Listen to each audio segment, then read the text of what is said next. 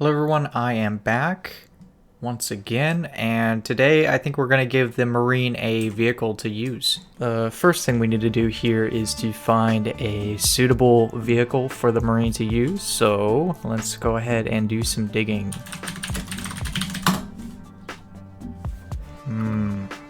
I think we're just going to stick with the classic Warthog, because why not? I found a couple different Warthog models we can use. None of them are very good, so I'm going to make my own Warthog model and import it into Roblox. So I've used this website in the past before for some other projects outside of Roblox called Sketchfab. Let's see if we can just find a Warthog on here we can just download and maybe just import into Roblox. This looks pretty good here. We're going to opt for the older Halo 2 Warthogs just because it's lower graphics than the newer ones and will probably fit better into Roblox. So I'm going to download these and then we're going to hop into Blender and see if we can make these work. I've got the meshes imported into Blender now. I'm on Material Preview right now and you can see none of the textures loaded into this properly, so let's fix that.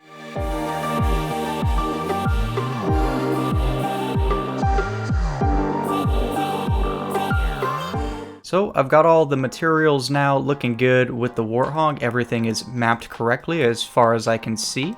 If we click on the Warthog, you can see we got a couple different materials working together here. And same thing with the turret in the back, we got two different materials. If we look at the actual textures that came with the Warthog, it's just a bunch of images and some textures that's just laid out onto the mesh. But when we import this into Roblox, we can't have it broken up into separate materials like it is here in Blender. We need to combine all of these pictures into one through a process called texture baking, and we'll go ahead and knock that out now.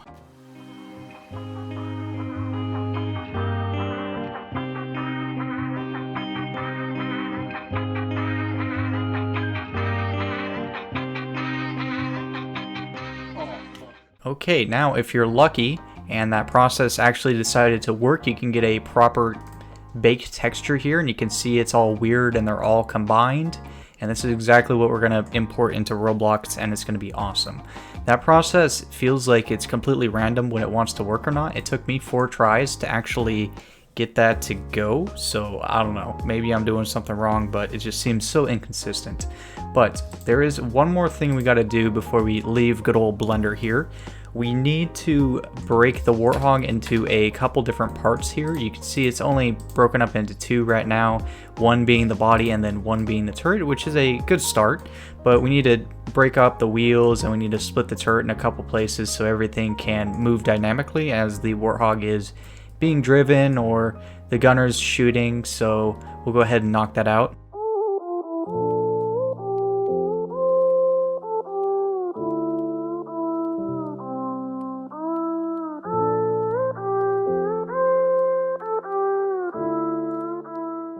We've got everything broken into separate parts now, as you saw, so now the next step is to just bring it into Roblox.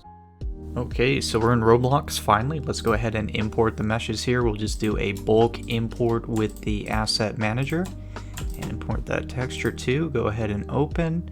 We'll rescale and inverse and go ahead and apply that to all the files. And then we'll give it a minute here while it uploads. And like magic, everything is here. So let's go ahead and highlight all of these and insert with location. And let's see if we did this correctly. Alright, and everything's looking good, so when you import your mesh you want to make sure everything's normal, you don't get any weird invisible gaps due to inversed faces or anything like that. But it looks like the Warthog here turned out pretty good first try, but it's a little bit small, so we're going to go ahead and just resize this whole thing. Get it about the same size there, so that's looking good. I added a suspension system using constraints to the Warthog.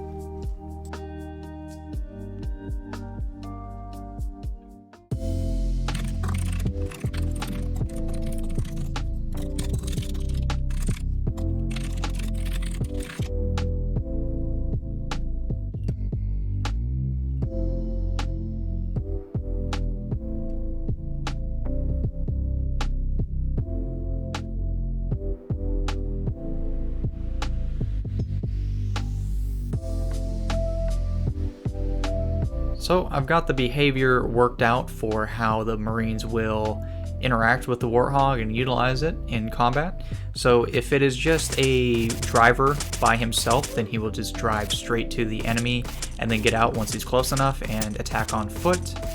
If the driver has a gunner, he will drive to the enemy and try to get the gunner to a good spot where he can shoot the enemy and then maintain distance from the enemy. So if the enemy gets too close to the Warthog, then the driver is going to try to reverse or drive forward to try to keep the enemy at a fair distance from the hog.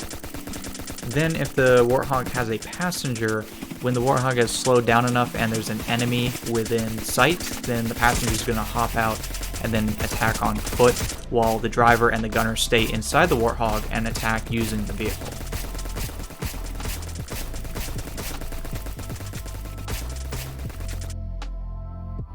I've also made it so the driver will automatically drive to any passengers trying to get into the Warthog before proceeding to the enemy.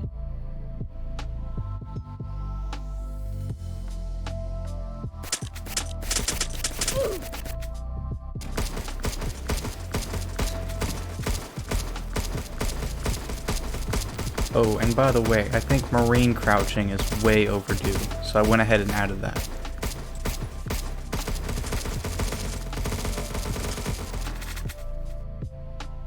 I did do a bit of a death animation for the Warthog, but it's kind of shit, so I'm gonna see if we can make this a little bit better. Alright, so what happens when vehicles get destroyed in games? They get a little bit crispy. So I think we can just make this vehicle a little bit crispy, right? We go in here, we take away the color, and we make it darker. Alright, instant crisp.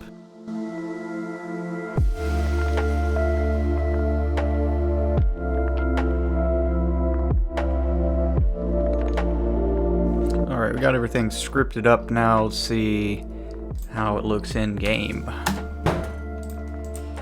I mean, it looks kind of sick, honestly. Like the stealth hog, like a Warthog Batmobile now. Maybe we can make like the wheels and stuff kind of fly off too, and then like have it laying on the ground look a little bit better.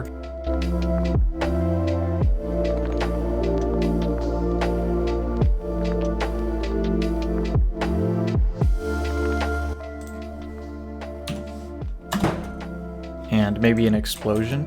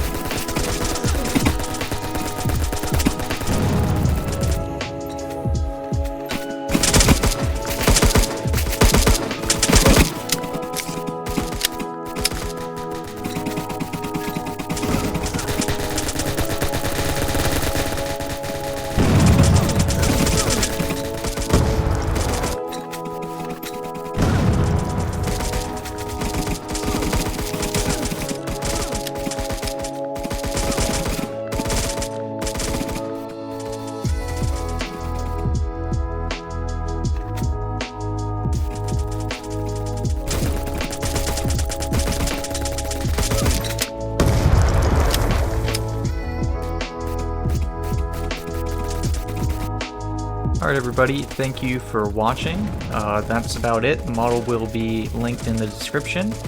please like and subscribe, and I'll see you guys in the next one.